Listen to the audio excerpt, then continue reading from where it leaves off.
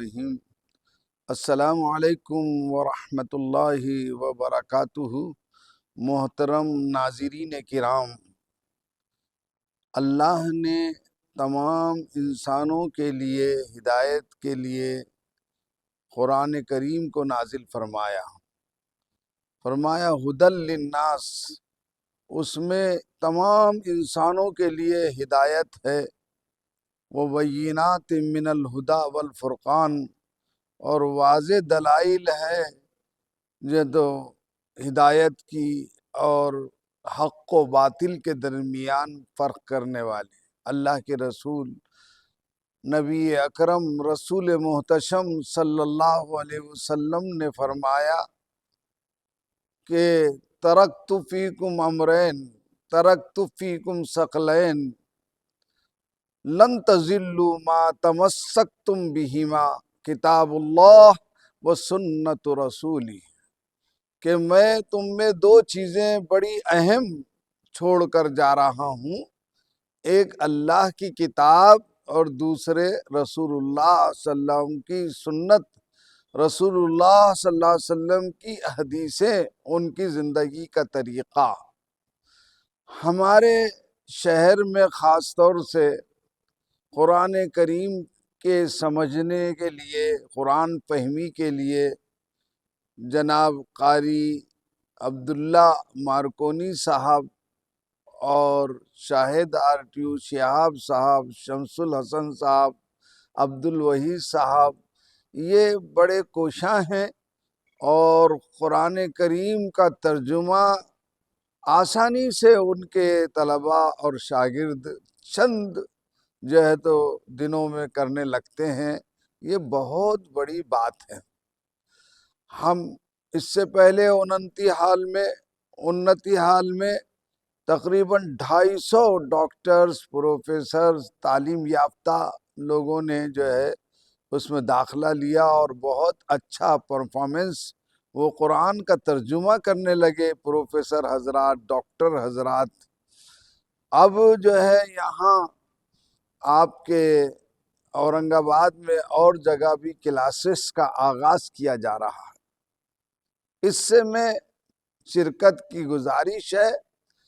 عام طور پہ لوگ اچھے کام کرنے والوں کو ہی تنقید کا نشانہ بناتے ہیں اور یہ کہتے کہ صاحب قرآن کر رہے ہیں، یہ حدیث کو نہیں مانتے۔ یہ غلط ہے۔ حدیث کے بغیر کوئی قرآن کو سمجھ نہیں سکتا۔ قرآن میں 700 جگہ نماز کا ذکر ہے، ان کا طریقہ کہیں نہیں ہے۔ زکوٰۃ کا ذکر ہے 80 مرتبہ، لیکن اس کو کیسے تقسیم کیا جائے گا، کیسے کیا نصاب ہوگا، کس کو دیا جائے گا، وہ حدیثوں سے معلوم ہوگا۔ روزہ رکھو یہ فرمایا، لیکن کیسا رکھو، کن چیزوں سے بچو، کیسا اہتمام کرو، یہ حدیث پاک سے معلوم ہوگا۔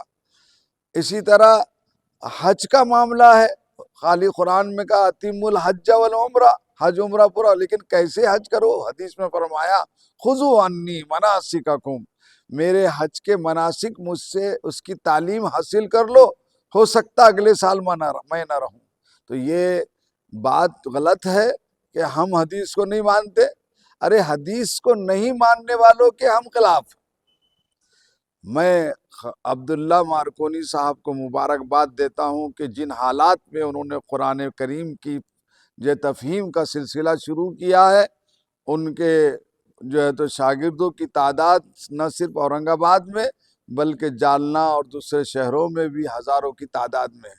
چودھری فنکشن ہال جنسی میں ایک نئی کلاس کا تفہیم قرآن فہمی کی شروع ہو رہی ہے، اور اسی طرح جو ہے میڈیکوس آزاد کالج کے سامنے جو ہے ایک دوسری کلاس شروع ہو رہی ہے، اور تیسرے نوگھنڈا کالج میں جو ہے تو ایک کلاس شروع ہو رہی ہے۔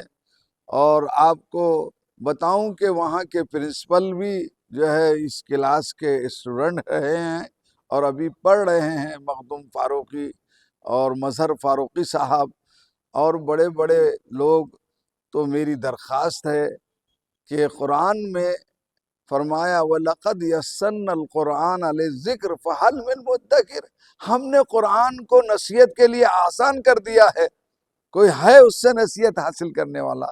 تو میں مسلمانوں سے گزارش کروں گا کہ وہ قرآن فہمی کی ان کلاسوں کو جوائن کریں، اس میں شریک ہوں، اس سے فائدہ اٹھائیں، اور جو ہے اس کے ساتھ ساتھ حدیثیں بھی جو خود بخود آدمی سیکھے گا، کیونکہ وحی کی دو قسمیں ہیں، ایک وحی مطلوع اس کو قرآن کہتے ہیں، ایک وحی غیر مطلوع اس کو حدیث کہتے ہیں۔ قرآن میں کہا وَمَا يَنطِقُ عَنِ الْهَوَىٰ إِنْ هُوَ إِلَّا وَحْيٌ يُوحَىٰ، کہ جو بھی حضور بات کرتے ہیں وہ اپنے جانب سے نہیں کرتے ہیں، وہ وحی آتی ہے جب بولتے ہیں آپ، اس لیے فارسی میں کہا گفتہ اللہ بود گرچہ از حلقوم عبداللہ بود، کہ ان کا فرمایا ہوا حضور کا وہ اللہ کا فرمایا ہوا ہے، اگرچہ کہ اللہ کے بندے کی زبان سے نکل رہا۔ قرآن بھی انہی کے ذریعے ملا ہے، حدیث بھی انہی کے ذریعے۔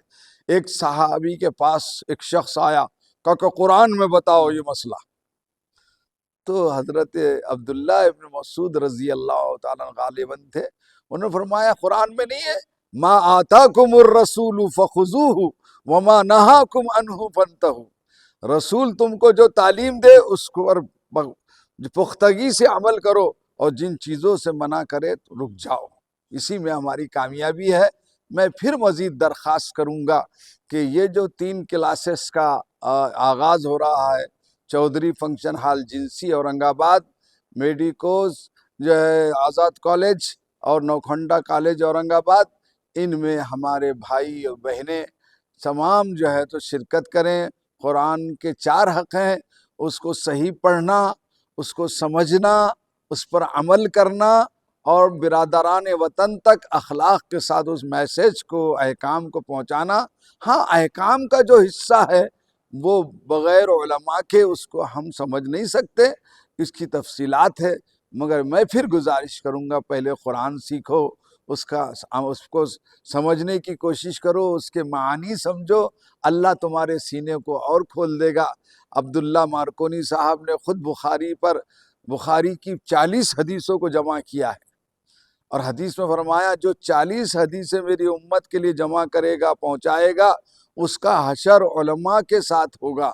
اللہ تعالی ہم سب کو اس پروگرام میں شریک ہونے کی توفیق عطا فرمائے، قرآن سمجھ کر عمل کر کے لوگوں تک پہنچانے کی توفیق عطا فرمائے۔ آمین، وآخر دعوان الحمدللہ رب العالمین۔